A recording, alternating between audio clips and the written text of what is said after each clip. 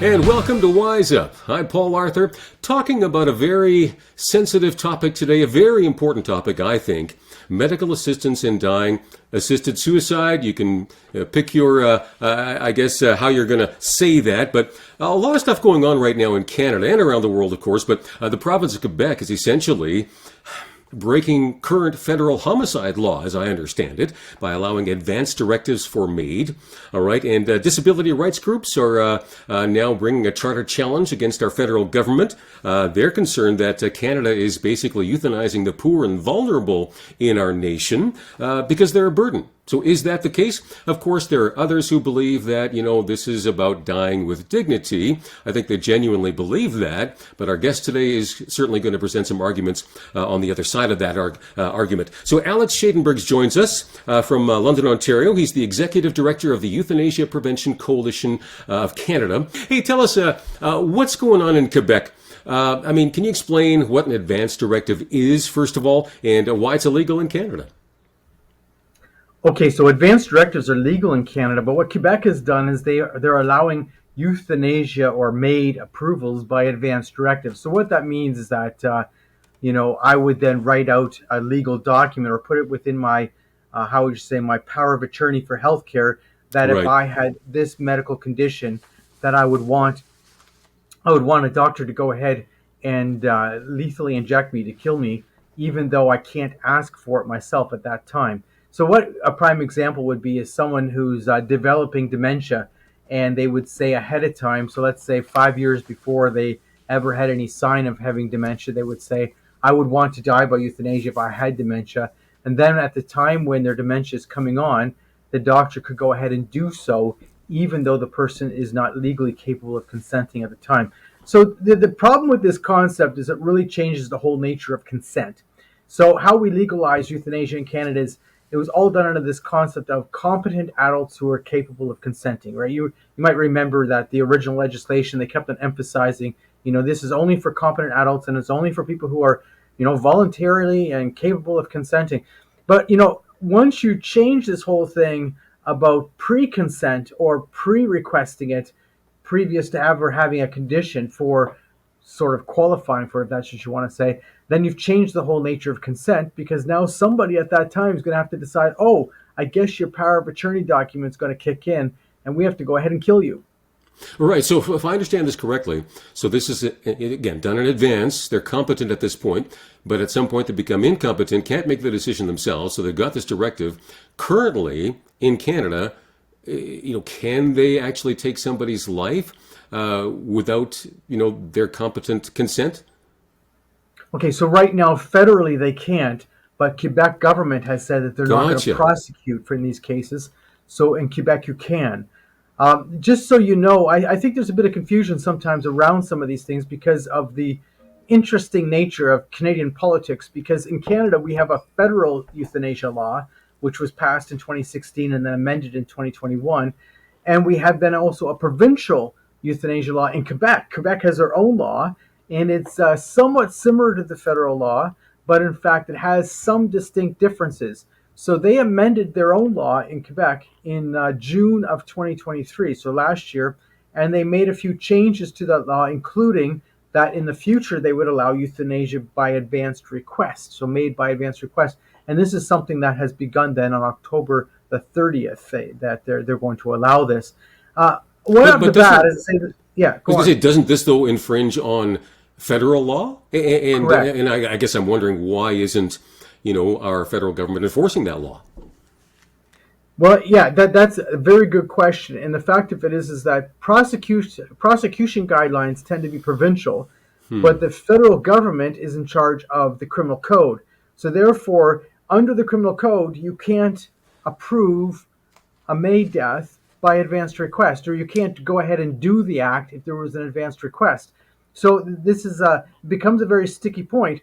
But what the Quebec government is saying, well, we have our own prosecution guidelines, which is true, and we're not going to prosecute in Quebec.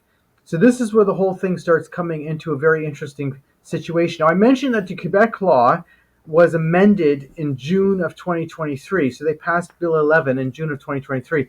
This is one of the changes they made. Another change they made in June of 2023 with Bill 11 was they said that all hospices and palliative care institutions must provide MAID euthanasia.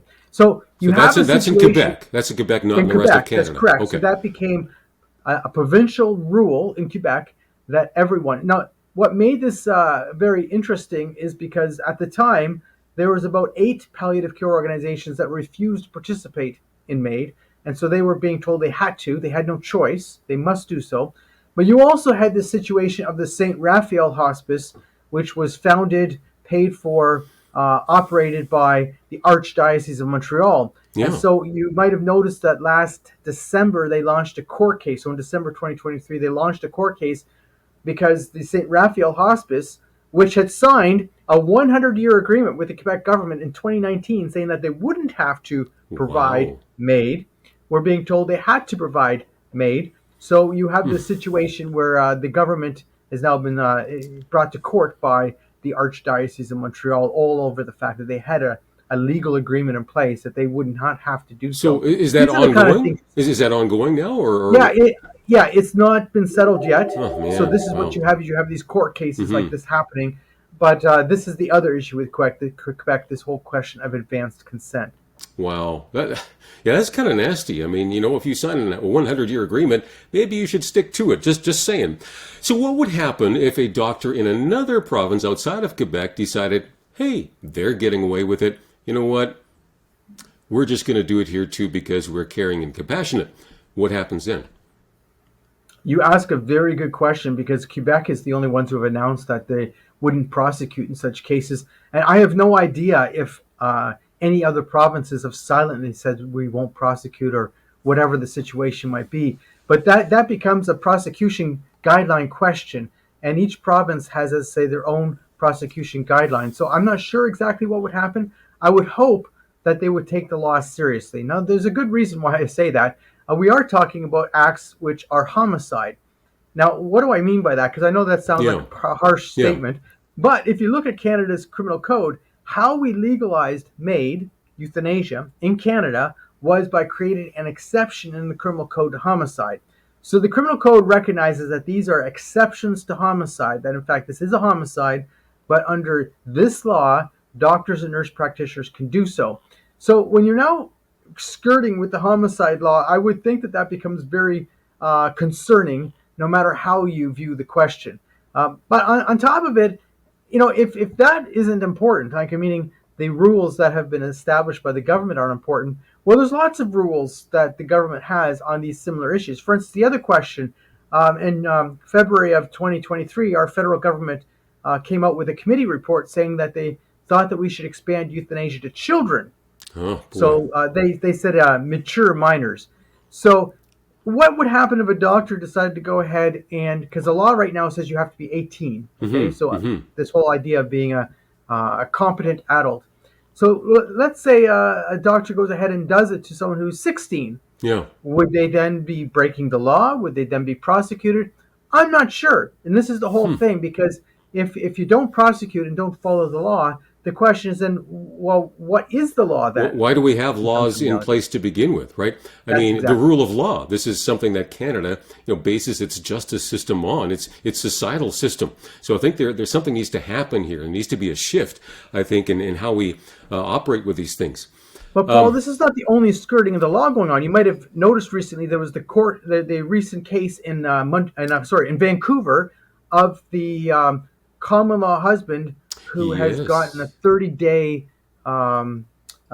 injunction against his common law wife's euthanasia death. So this was a couple from Alberta. His wife, or his common law wife, was refused. They refused to allow her to have euthanasia in Alberta because she's not terminally ill. She's not dying. She doesn't have an irremediable medical condition, but she has a health condition which is treatable, but she's not happy and she's depressed. And the interesting thing about the health condition she has, one of the side effects of it is suicidal ideation. Oh my So goodness! right off the bat, That's somebody, yeah. So it'd be normal that somebody with this health condition might have suicidal ideation. Anyway, she was turned down in Alberta, so she went to Dr. Weeb in Vancouver, who has a euthanasia clinic, and was approved for euthanasia, and was supposed to die on a Sunday not so long ago. but the husband or the common law husband got instead an injunction saying, well, my common law wife, she's not dying. She doesn't have an irremediable medical condition. I have her medical records. It shows that she's treatable. Obviously, she has suicidal ideation, but this is no reason to kill her. So when you're looking at then how did Dr. Wiebe actually approve this death? Yeah, and I should jump in here. I think a judge actually jumped in here and actually stopped it from happening, right? Correct. If he didn't, it probably would have happened. So again, yeah, how did we get there from here, right? That's exactly it. And it's based on how the law works. And this is a serious problem with the law. I'm opposed to killing people, as you know, so I'm opposed to all euthanasia, assisted suicide. I think it's just simply wrong to give doctors and nurse practitioners the right in law to kill you. But if you actually look at how the law works, the law says that so long as there's 2 approvals for the death, so it could be 2 doctors or 2 nurse practitioners or 1 of each, that there's nothing that can be done to prevent that death. Once it's approved, it's good to go. So you have this big varying degree of who gets approved in Canada based on which doctor they went to. So obviously Ellen Wiebe, who's been running this euthanasia clinic in Vancouver, who's been known for quite a few controversial deaths, obviously speaking, her standard is far wider than other doctors who would say, no, you don't qualify. You don't have an irremediable medical condition. Well, I'd be very curious to see if this particular doctor has ever turned anybody down. I don't know, and I'm not going to accuse her. Well, she claims she has. Okay. But I would say that there needs to be an investigation because, obviously speaking, if you've got one case that a judge has intervened on, there must be other cases that judges never heard about because no one bothered to take a case to the judge to try and get an injunction. There must be other cases. People don't do things once, especially when you've done as many euthanasia deaths as Dr. Wiebe. So, yeah, and again, part of my, maybe I'm just, skeptical, but I think, okay, doctors, who do this for a living, well, there's obviously a built-in bias to be, leaning toward, this is how we earn money. Now, again, I can't judge each individual doctor if they're doing it out of that motive or if they're doing it out of their compassion and care. So what do we do? But really interesting, a report from Ontario's chief coroner recently expressed concern that MAID deaths are far too often actually being driven by homelessness, fear, and isolation. So do you want to share a little more about some of their findings there? That's really interesting and disturbing, frankly. Right, so this is a very interesting report because it's actually from the Ontario Coroner's Office. And so there's a committee that the Ontario coroner set up to examine the cases in Ontario. And the report actually features 6 different cases. And I've heard so many people from the pro-euthanasia lobby saying, well, why are you so concerned about 6 cases knowing that in Ontario we've had 22,000?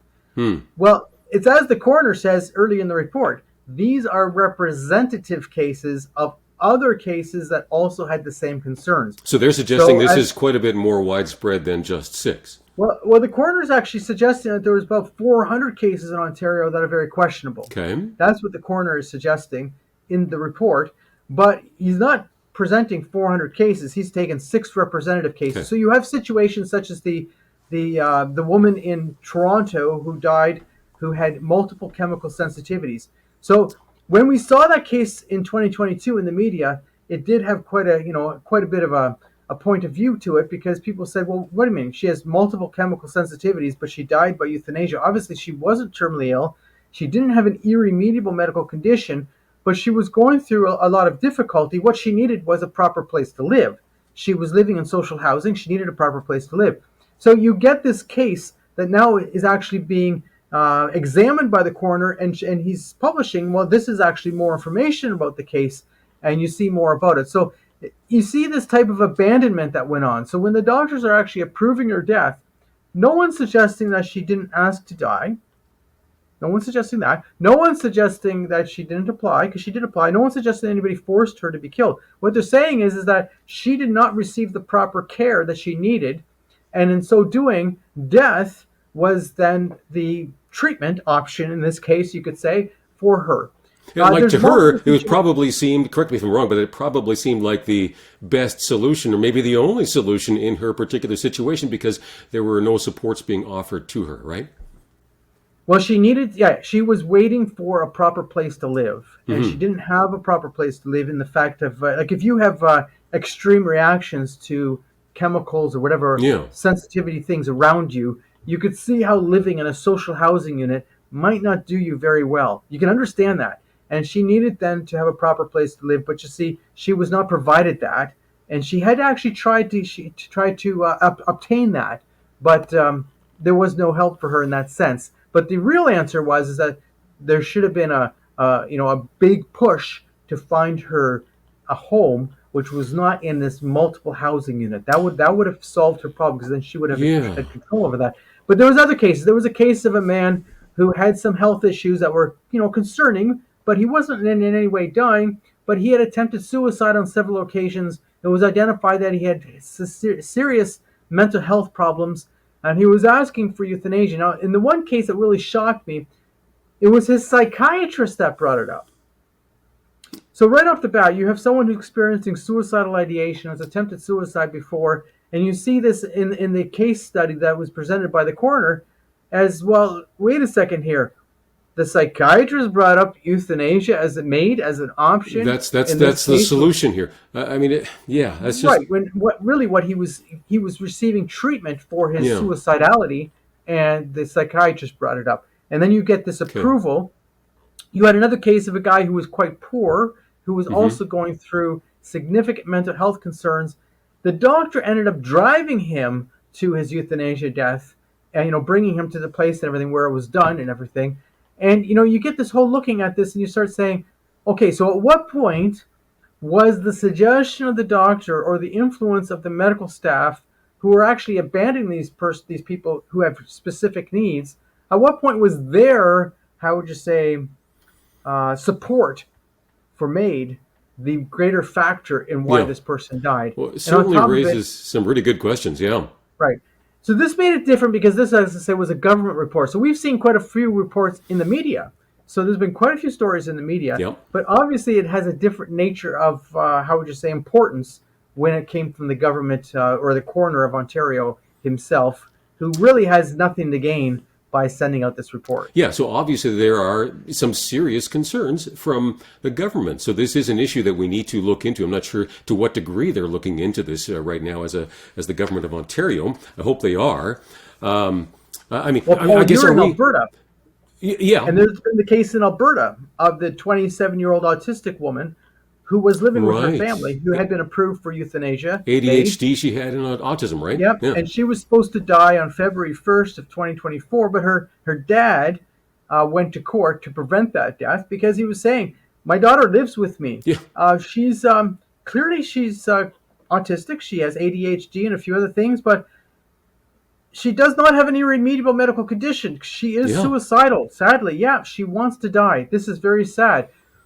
But at what point does somebody who's going through suicidal ideation, at what point is the treatment killing them?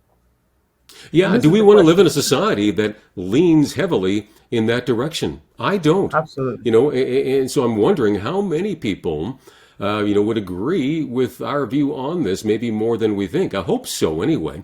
Let me ask you this. I guess should our various governments, and I know healthcare falls under provincial jurisdiction, but, do we need to be providing more supports for, people who are vulnerable, people who are poor, people with disabilities and so forth. And I know we have limited budget and so forth, right? But, is this part of the solution to say, hey, you know what? Whatever it is, $1,300 a month, $1,600 a month, if you've got special needs, is that enough to actually, keep you functioning properly? Your thoughts?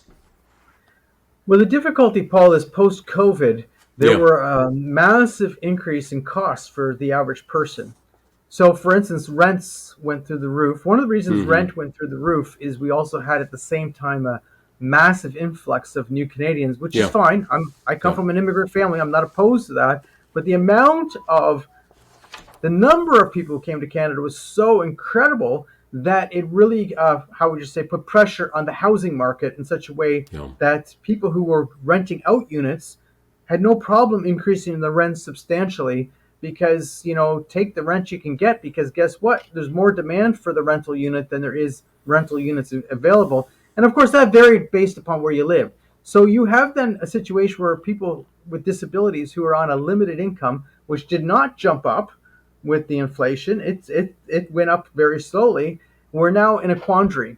And so there's quite a few people who are in that situation who are saying, I can't live like this any longer. And you see in the Ontario report, and you also see, like the Ontario report showed that people who died by euthanasia for that track 2 situation, meaning that they weren't terminally ill, but they had an irremediable medical condition and they had a disability, that they were far more likely to be in poverty than somebody who would otherwise be asking for euthanasia. So the poverty rate was actually quite high amongst that group of people.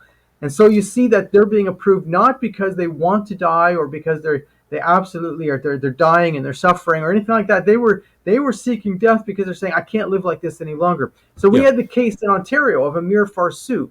Amir lived in, well, he still lives. He's in St. Catharines, Ontario, and his building he was living in was sold to a new owner who said, Amir, you have to move out because we're going to fix up the building. Right. But with his $1,300 a month that he was getting from the government for his disability benefit, there was nowhere he could find that he could rent. There was nowhere. There was nowhere available. And even then, if he had found somewhere for $1,300 a month, which he couldn't find in that whole St. Catharines region and around there, he said, well, I still would have had no food, so I would have had nothing else. So obviously, he said, he went to his doctor and asked for euthanasia based on his disability, but he said, I don't want to die. I just can't live as a homeless person and be disabled at the same time. I can't do that.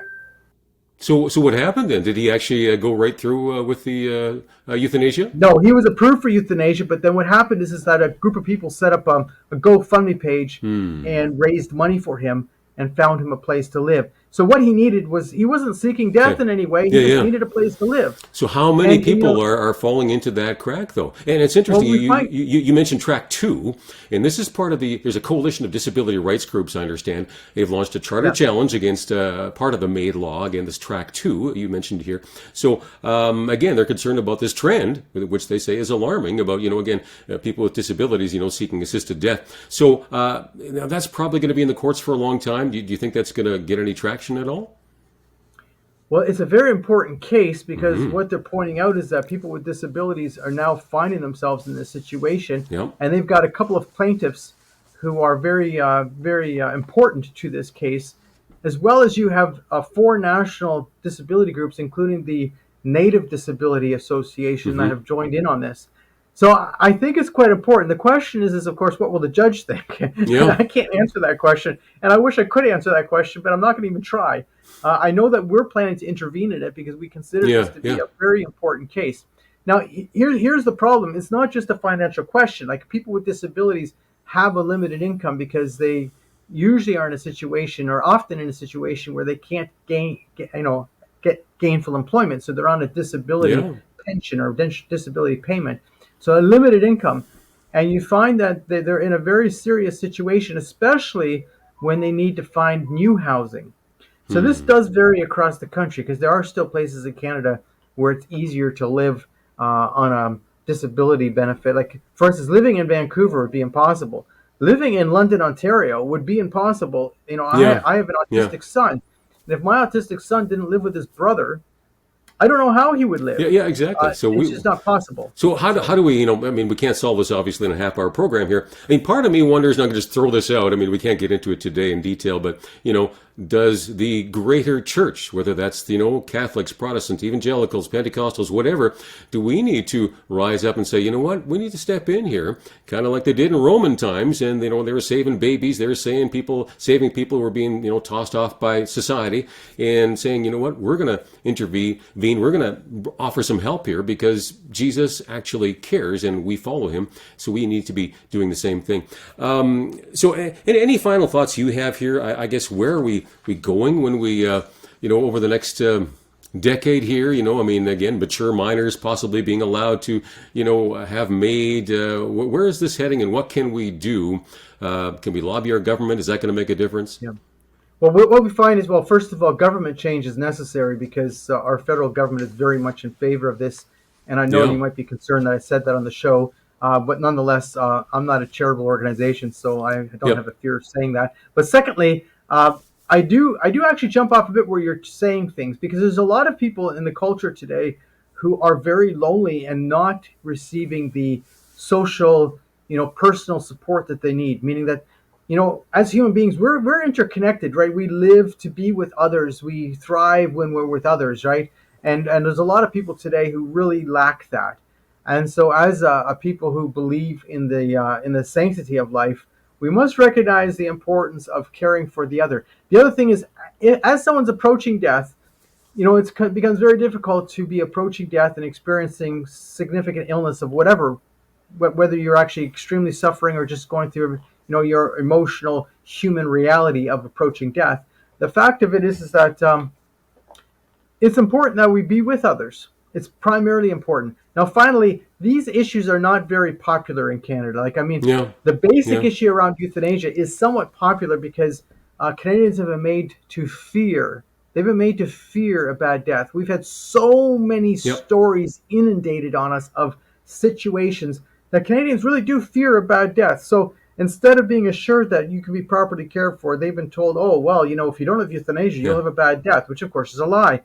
But, and I got to jump in there. I'm sorry because of the time, but I think I'm hearing. We need to put more investment into palliative care, caring for these people. We need to be more caring for others. That's spending time with them. Loving on them. Wow. Absolutely. Thank you, Paul. Alex, thanks so much. Alex Schadenberg, Executive Director of the, get this right, epcc.ca, all right, Euthanasia Prevention Coalition of Canada. Thanks so much for watching. This is so important. Let's get involved, all right? And again, wiseup.ca, you can watch the shows there or at corcoplus.com. And if you have any show suggestions, etc., comments, just email me, paul@wiseup.ca. Thanks for watching. God bless.